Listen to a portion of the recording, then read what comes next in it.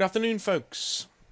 Hope you're having a really good Monday. We're at the start of a new week, and the heat has gone away. This time last week, it was absolutely boiling, but right now, it's not doing too bad at all. Hope you enjoyed the stream last night, and let's get into some hobby nightmares, shall we? Before we go anywhere, please make sure that you go and give some love to Composite Games. They do make sure that we can have nice prizes for you at the prize draw every single month. Our next one will be on the Friday the 19th of August. So put that in your diaries.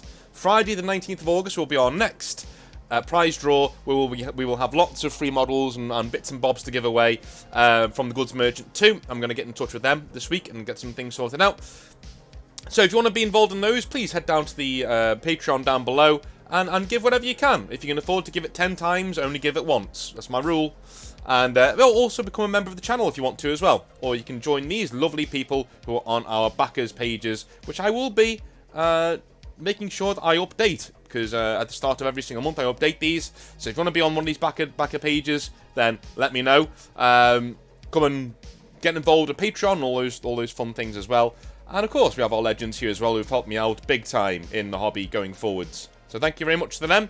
And if you want to get 25% off from Composite Games, enter the promo code Northern Exile down below at checkout. You'll get an extra 5% off of your purchase. You already get 20% off, so you could end up with 25% off your next hobby purchase. So, let's do some hobby nightmares, shall we? Because there are some of these which are right zingers, or so I've been told.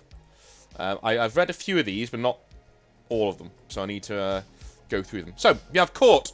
Court is back, ladies and gents. He has sent us a few stories in the past. And he says, North, I hope your week is rad. Mine isn't bad thus far. Turning 35 this weekend, so yay. Yeah, me too, man. I think I'm already 35. Am I? Do you know, I've just lost count. I think I'm 34, 35.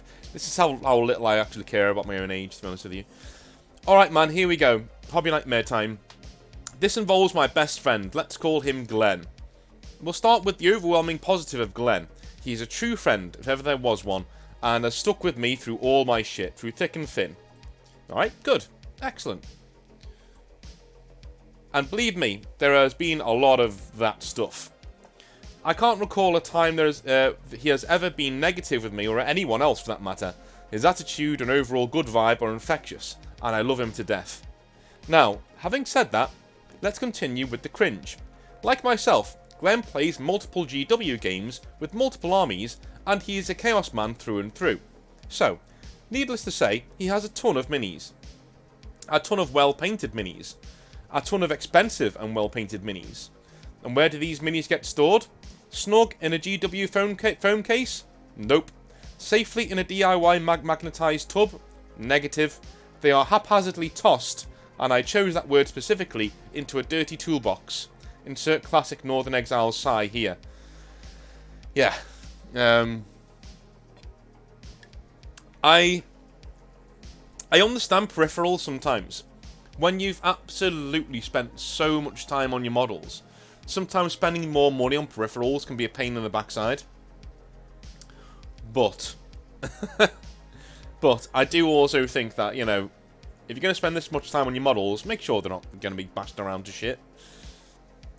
To his credit, there is an upgrade from the genesis of his hobby storage. Sorry, this is an upgrade from the genesis of his hobby storage, which was a well-worn shoebox befitting a cardboard coffin of a deceased hamster. As I mentioned previously, Glenn plays Chaos. Now, just going back, I don't mind people using shit like that to transport their models, as long as they are putting foam in there, or even like toilet paper and stuff to shield the models from being bashed around. What's the point in having them in that case? As I mentioned previously, Glenn plays Chaos. Chaos, in model terms, as we all know, means one thing: spiky bits. Spiky bits that break off every time we play a game.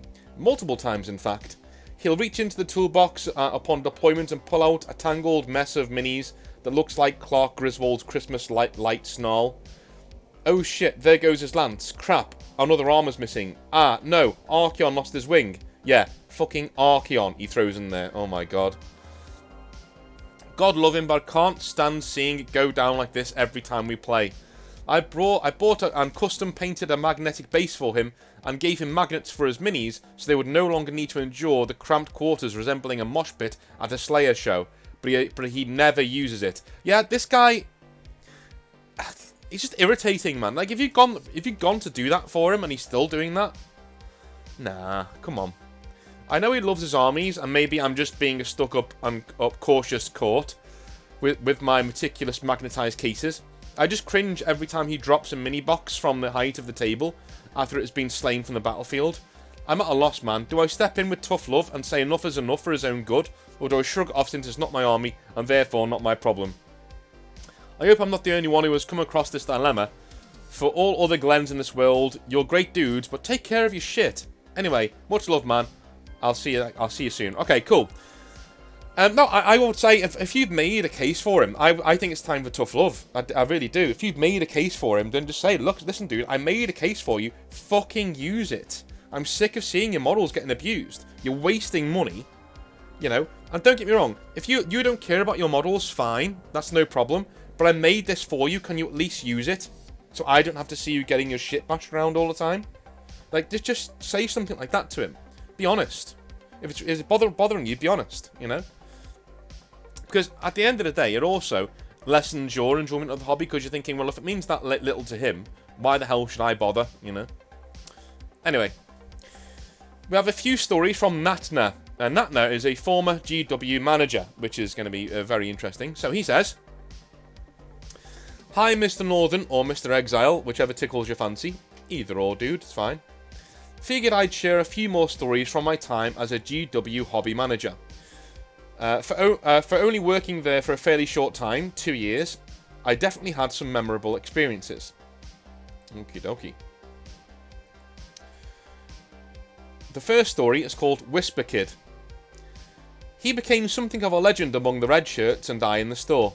But perhaps once a week, one of us would field the same kind of call. A young voice that sounded like a preteen kid would call in and in a super-hushed voice would ask us various rules questions. The questions weren't overly bizarre, but the consistent manner of it was. This caller never elevated his voice above a whisper, and if he were in a hostage situation, or perhaps locked in some sort of basement or something, I wouldn't have been surprised. We never met him either, but sure enough, every week he'd call again. Honestly, I hope the kid was alright." My god. That is not the first time I've heard something like... So once when I was working at GW, we fielded a call at the start of 8th edition by a very angry customer who had just bought the Dark Vengeance box set, you know, about 6-7 months before. And they were very angry that their game was ruined because, quote-unquote, we changed it all and none of it mattered anymore, what he'd bought. And I just handed the phone over to my manager at the time. And he was just like, "Yes, sir, yes, yes." And he was just like really annoying him and like geeing him up and like making him even more angry as he was on the phone.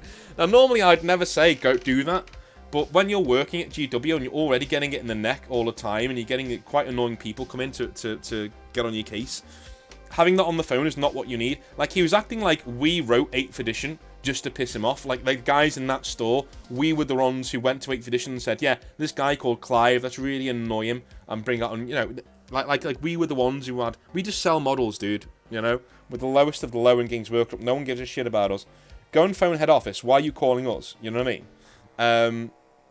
So yeah, it just, but then, you can't say that to these people, because some people in this world are, because these are the people, do you know when we talk about, people moan about lefties and like, oh, they're always moaning about this and they're moaning about that, you know what I mean? Well, the people who complained about stuff like that were those people, you know what I mean? But they probably weren't lefties, but it's the same attitude of, I'm annoyed by this, so everybody should be annoyed by this, the world revolves around me. So everyone needs to stop what they're doing and pay attention to me whilst I start crying. It's like, you know, why are you fucking calling us?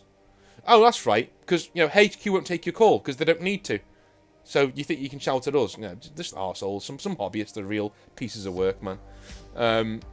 It's part of the reason why I'm glad I don't work at Games Workshop anymore, beyond the fucking rampant staff abuse, is the absolute, I don't have to deal with that part of Wargamers anymore. I can just walk away or just like not expose myself to them at all. because I really did start to dislike wargamers working at Games Workshop.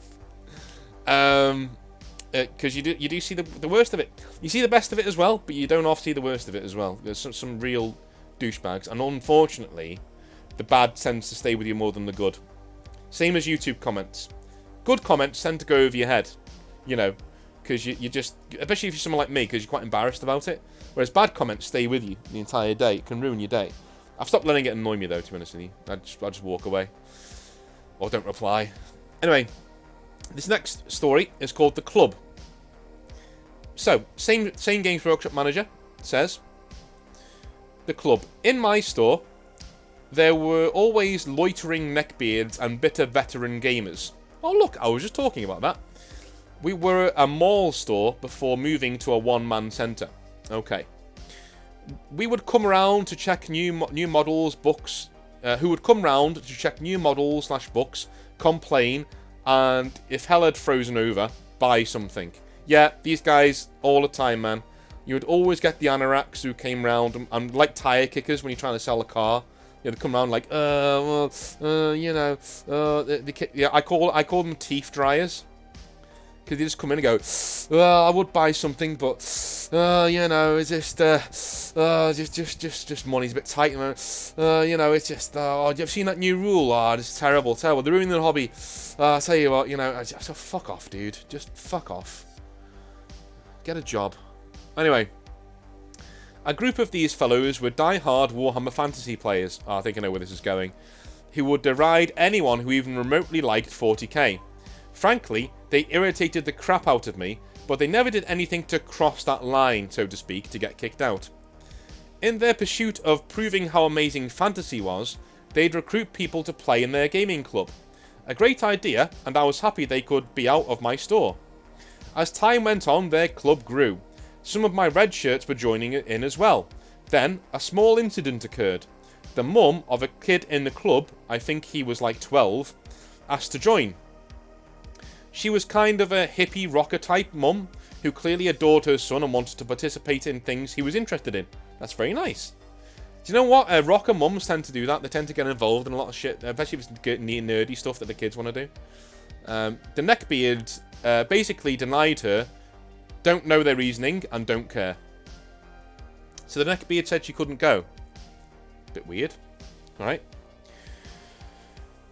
This is when it came to my attention, as I got a call from Games Workshop's head office. It seems the mum was not too pleased by this and called corporate, complaining that it was weird and creepy that a group of older men were recruiting young boys into their club and denying entry to any older women, or any women at all. This was made worse by the fact that Games Workshop employees were known to be members. Oh no. Before I knew it, someone from Human Resources or some such department appeared at my store. I hate it when this happens. This happened to me as well. So I had a running feud with a window cleaner who came to my store, and he kept trying to clean the windows, even though I said I don't need my windows cleaning. I clean them myself. He kept coming round trying to clean my windows. And we'd get into running arguments when I refused to pay him for the job that I didn't ask him to do. In fact, I especially denied him, said, please don't clean my windows, and he would do it anyway, come in and demand money. So anyway, I ended up having somebody from, it wasn't Human Resources, it was the facilities team, come down, this guy, and he was like, right, you know, why is this guy always coming around cleaning your windows? Getting into arguments with you. Shouldn't you be cleaning your windows? I went, yeah, they look spotless, don't they? Yeah, but wasn't it him who cleaned them? And I was like, no, it was me who cleaned. I keep calling you guys and telling you it's me who cleans my fucking windows. This guy doesn't need to clean my windows, and he's extorting me. He wants money out of my till. Like, can you just sort it out, please? You know, I'd get that. Or like Games Workshop would, if they got something from a customer, they would get half of the story and act on it. Do you know what I mean? They would never really come down on your side. I assume if you're a bigger store and you're making really good money, that never happened. Like, people would complain about you all the time. Like, the manager I used to work for, he got complaints about him all the time. You'd never hear from Games Workshop HQ, though, ever. You know, because he's making money hand over fist, you know. our stores were breaking even or making a little bit of money. So anything that we do wrong, they would come down on us like a ton of bricks, essentially. But anyway, before I knew it, someone from Human Resources or some structure department appeared at my store, and we were not close to Memphis, GWUS headquarters. So this lady would have had to catch like the next immediate flight or the like to get to me. She spent the next few days grilling me, my employees, and any willing customers to determine if this club was just douchey game nerds or a secret NAMBLA group poaching out of my store. Eventually, they determined it was the former, but it does lead into another story. So eventually they found it was... to be fair, at least they're doing their due diligence, man. I give them credit for that. Somebody flew out straight away and was doing their due diligence. That's the best thing for them to do. I don't have anything against them doing that. That's good on them for doing that. Especially if they were good enough to like say, yeah, we were wrong. You know, it's not anything nefarious. It's just a bunch of neckbeards who don't like girls. Anyway, his next story is... The Saga Begins. That is his next story. He says, I'll try and keep this as brief as I can. But it was a lengthy story dealing with groomers and an enemy turned best friend. There was a guy who used to come to the store nearly every day. He was probably in his 40s, out of work, and a fantastic painter. Like Golden Demon level painter. He'd show up to hang out, tinker, and paint a few things. We'll call him Tom. Tom was always super willing to help anyone, and on more than one occasion, even helped me with paint schemes or conversions.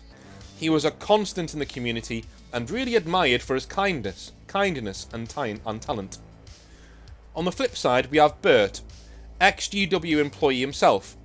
I was hired right around the time he was fired.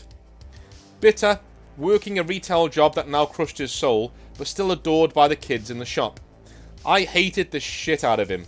His sway was so strong that I'd spend all day trying to get kids/players excited over a new product just for him to destroy the enthusiasm with one sentence. Oh god, yeah, I hate shit like that, man. I hate shit like that. That's the worst. That is the worst. It's almost like that he doesn't get that you're trying to do your job, do you know what I mean? You're just trying to do your job and he's there doing his fucking best to shit all over it. Oh god, this is awful. I hate people taking innocence away from kids. And that sounds weird.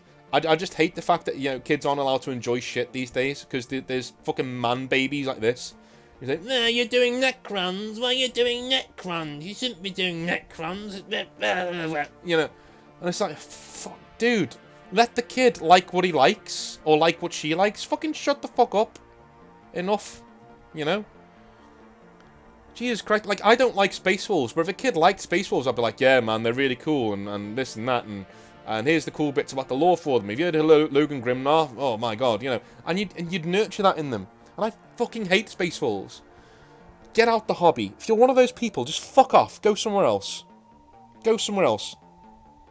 Go play fucking Digimon or whatever it's fucking called these days. Cuntmon, whatever it's called. I don't know. No offense if you're a Digimon player. I just, you know, I'm figuring out what another game for them to go and play that I'm not going to go and ruin. Go play Tiddlywinks. Just fuck off and leave us alone. Anyway. Legit still recall when the 5th edition Space Wolves Codex dropped. I'd gotten some kids excited by it only for the following exchange to occur when Bert showed up. Kid, look Bert, have you seen how awesome the Space Wolves are? Bert, pfft, Space Wolves suck ass. Kid, yeah they do, wolves suck.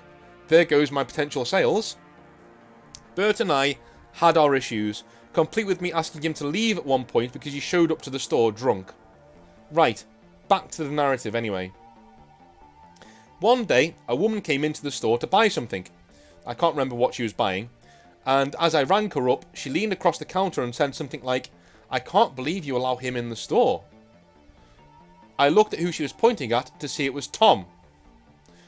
Now, let's remember, Tom was the Golden Demon level painter who was really nice. Full of kindness and talent, right? So, let me just go back to where I was. Yeah, she said, I can't believe you allow him in the store. I looked at to see who she was pointing to, and I bet you thought she was pointing to Bert, right? I bet you thought that she was pointing to Bert, to see that she was pointing at Tom. Surprised a little, and a little defensive, I asked what she meant. In a disgusted tone, she replied, he's a paedophile, before leaving. Okay. Stunned doesn't even describe it. My brain went into overdrive, and I felt sick. For the rest of my shift, I was anxious and pacing as I tried to make sense of this situation. Did I confront him? How do you even do that? Plus, I'm a one-man store. Not exactly like I can take him out to a private place to ask. And if she was wrong, what a horrible thing to ask somebody. That's true, man. That's true. Right around closing, Bert showed up in his usual annoying way. Normally, I'd have hated the sight of him, but at this moment, I was so worked up and desperate to talk about this that I inquired if he knew anything about Tom. We both realised that while he came to the store nearly every day, was kind and helpful, we didn't really know anything about him. From there, I confided in him the situation, in which he encouraged me to go to the police to investigate. The police looked up Tom, but couldn't find any trace of him on the sex offender registry. Of course, they also confessed that we didn't know Tom's legal name, or if his name was really Tom. Comforting. From there, Bert and I went back to the store to talk and figure out what to do. This turned into us talking for hours in the parking lot, realising how many things we had in common. Weird as it is, this moment was the start of a strong friendship, and to this day he remains one of my closest mates. The saga of Tom is not over though. See, Tom was in that club from before, and it doesn't get better. I'll sign off for now. More potential. Don't leave it there, man! You can't do this to me! You can't leave it there. Oh no. I said I'll sign off for now. More potential DW stories in the future involving store fires, Nazis, making a Marine Corps veteran cry, and the red shirt we referred to as statutory. Yes, my time at GW was insane. Best as always. Dude, finish off that story. Finish off that story. If there is anything to finish off. Now, finish off that story. Before you do anything else, keep sending me the stuff in, but finish off that story. I'm telling you, please. Right. Alright, so our next story is from Norman the Skald, who's a very good D&D figurine painter, it turns out, from the images that I've been given. He says, Hey North, I just wanted to share a nightmare about a really cool D&D campaign that was ruined by a person who joined later than the rest of us. I will save describing the full party of adventurers, but the main characters are myself, a fallen paladin, my friend Steve, a rogue, and his new girlfriend from university, Deb, another rogue, but more of a thief type. Along with the DM, who was a classic dude with a load of experience behind him. We had other members of the group as well. All in all, we had about 6 people in our full-time party. Alright. Thank you for not describing everybody, by the way, because some people, when they do D&D stories, these go on forever. This is a nice, to-the-point story. So please, if you're going to send me a D&D story, make sure they're like this. So, the campaign we have been playing is quite a dark one. We are all on the evil spectrum of alignments. I am Lawful Evil, the best alignment. Yes, it is. Yes, it is. I always play Lawful Evil, and this is me, Exile, talking. I always play Lawful Evil whenever I am doing D&D. Always. I just love it. I love the fact that, you know, you're a bad man, but you've got a code. You know, Leon from the Professional is Lawful Evil, right? He's evil. He kills people for a living, but he also doesn't kill women or kids, right? He's got that code. He abides by that law. And beyond being a killer, he abides by the law. He respects structures and says, no, it's fine. You know, I need to live within the law, apart from this thing that I do, right? And that's exactly how I play all of my characters, right? We're always mercenaries, killers, assassins, thieves, whatever. I always do bad things, because at the end of the day, you know, I don't think adventuring as a good person is very realistic. I think most of the people who would be quote-unquote adventurers would be people who are not very good people, if we're looking at a realistic setting, right? The problem solvers, at the end of the day. Anyway. But we are definitely mercenaries. We are not evil for evil's sake. We play it as, this is what the world has made us, quote-unquote. At worst, I'd define us as morally grey on the evil spectrum. If folks want to pay us to be good guys, we will fight the bad guys for them. But if the bad guys want us to raid a few villages, and they're paying better, we will do just that. We will raid those villages and kill everybody there. We stayed away from any cringe edginess and kept it realistic. We would simply act as mercenaries in this dark medieval world, and I loved it. Imagine Berserk, but without all the tentacles and more weird stuff. Yeah, I mean, Berserk gets that way, unfortunately. It gets very Japanese, unfortunately. Every single thing that I've seen that I like, fantasy-wise, from Japan, it starts out really well, and I'm really enjoying it. But it's only a matter of time before they freak out and start introducing tentacles and all this other shit. And if you think of being generalistic, go and look up the top, like, Japanese mangas that are fantasy-based.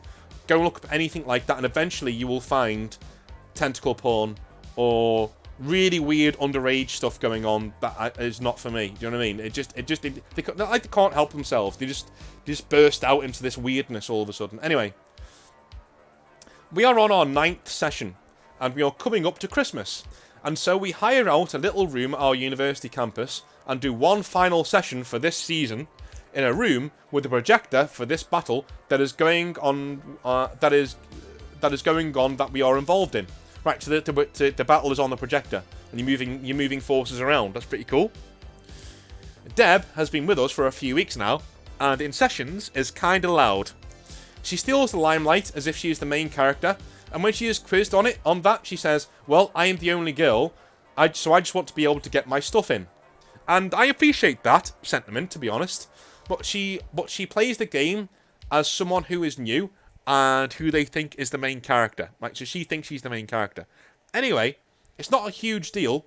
She will learn as we go, I think. Our enemies in this battle have an infantry group of a cavalry group of orc mercenaries battering our men. These orcs are badass, Mongol rider-like mercs that kinda act like medieval bikers, with their tribes acting like roaming bands of brothers who just love becoming better horsemen. Orcs in this setting are obsessed with riding. They even train their horses in specific behaviours like headbutting and biting, and they can call them from miles away. Such is the link between horse and rider. They even get around the juvenile horse fuckers quote-unquote insult by being an openly bisexual society. Imagine the Dornish from A Song of Ice and Fire, but muscular, manly, and actually good at war. Really good at war. They even have harems from other races following them around. They are rock stars, and our DM promised to let me play as one if we ever get back to the setting. Alright. As our DM describes the orc horde, we are all bricking it. These guys mean business, and this could easily go very poorly. Before we can cross blades, though, Deb steps in and says that the way the orcs are described is incredibly racist. We all laugh, thinking she is joking, of course. She remains stony-faced and angry. DM queries this, and she flies into a 5-minute rant about the representation of black people in fantasy and how it is disgusting, and the way we are setting them up as cannon fodder is shameful. Ugh. This has given me an idea for a video. I might do it tomorrow.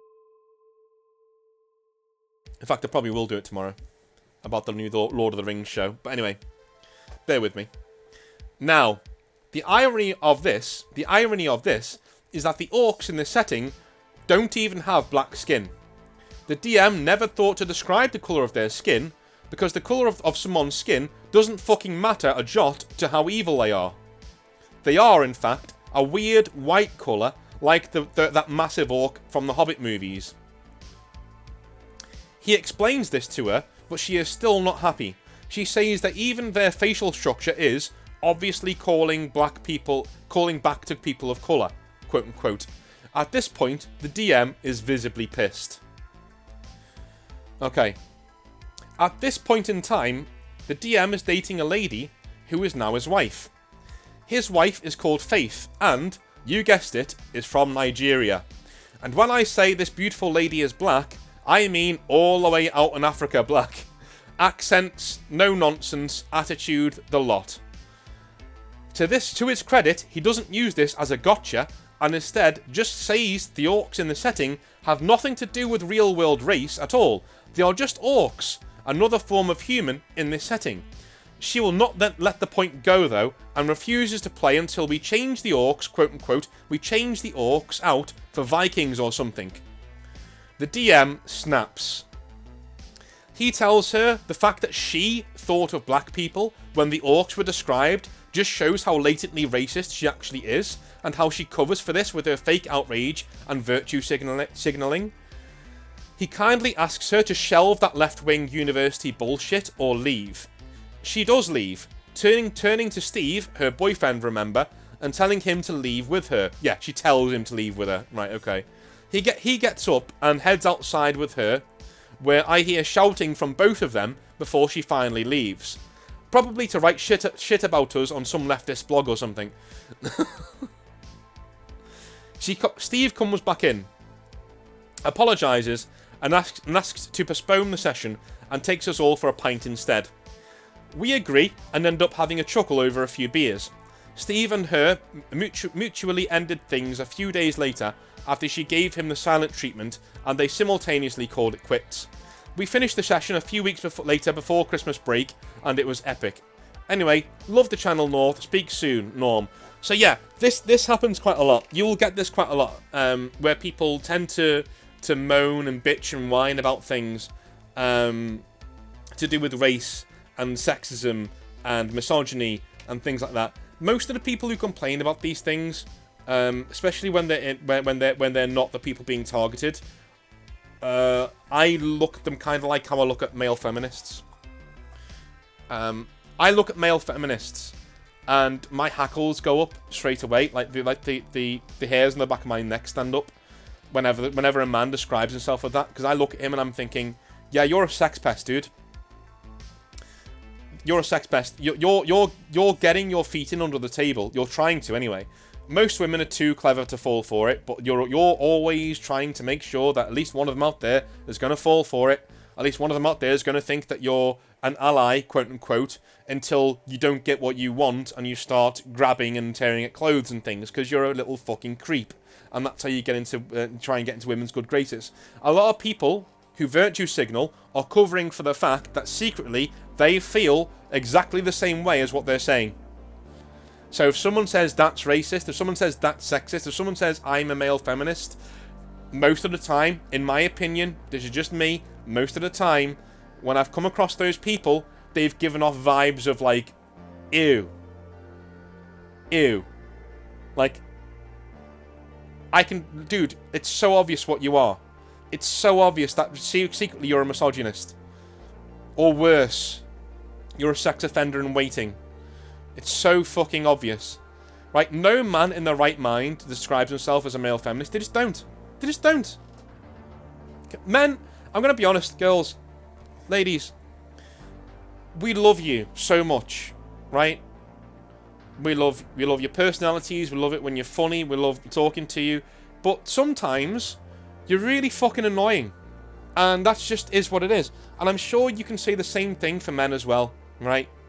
I'm sure you can say that, but that's the natural order of things. Sometimes you annoy the shit out of us, and that's okay. I'm not a feminist because I don't get where you're coming from, right? I just don't. I want everybody to be equal. Yes, that doesn't make me a feminist. That's an insult. That doesn't make me a feminist. That just makes me a normal human being. I'm sorry. That's what it is. The minute we start applying these labels to normal things is when we start going away from bare human decency. Wanting everybody to be equal should be the bare fucking minimum. It shouldn't be this thing that we strive for. Do you know what I mean? It shouldn't be this, if you're that, then you're a feminist. No, I'm not. Go fuck yourself. Because most of the guys who say that they are fucking weirdos who want to look down your shirt all the time. Right? Right. Exactly the same way that this woman is here. This woman is saying this is racist, that is racist, and even when she's called out for her bullshit and given explicit proof of how she's wrong, she still tries to make excuses about how it's racist, because she wants it to be racist, guys. She wants it to be. She needs it to be racist so she can virtue signal, right? She was probably gutted that it wasn't. She's probably gutted that it wasn't, because as soon as racism goes away, right? These people, as in this Deb person, they have nothing else to complain about. So they don't want racism to go away. They want it. They want us to be divided. They want us to be completely split apart. They don't want people to just get along. They don't want people to just not see colour. They just want. They want this. They want people to be divided. They want people to look and see colour. She's the one who's seeing colour, because she had an orc described to her without the colour of the skin being mentioned, and she immediately thought of black people. What a racist fucktard. Just saying, right? And most of the people who virtue signal like this are exactly that. You know, I just... Fucking hell. I think the one group of people where I can say I don't feel that way is when people say we need to protect children. And, you know, but to be fair, that's a very serious accusation. So if you call somebody a P word or you know, something like that, you don't just throw that around, you know. If people did throw that around, then I'd be like, yeah, dude, that's a bit freaky. Why are you doing that, you know? And if you just throw that word around, it's a bit, you know. I mean, I personally, I've said my opinions on grooming and things like that, and what I define as grooming, what I don't like about it. But like, going in and saying, like, you know, no, just weird. Sometimes you'll get someone who comes in and every single thing that they pick up on is, that's racist, that's sexist, that's this, that's that. I immediately think that that's what you're thinking deep down. Right? I'm immediately thinking that you're covering for yourself. You're putting out fires within whilst waving the white flag and saying, no, not me, you know. Definitely. So, those are the hobby nightmares for today. I hope that you have a wonderful day and you have a wonderful start of your week. I will be back on Wednesday, and I might be back tomorrow with a video on the new Lord of the Rings. So that's given me a good opportunity for a video of that story. But I love you all a long time. I'll speak to you soon, and have a good one. Have a really good rest of your day, guys. See you later.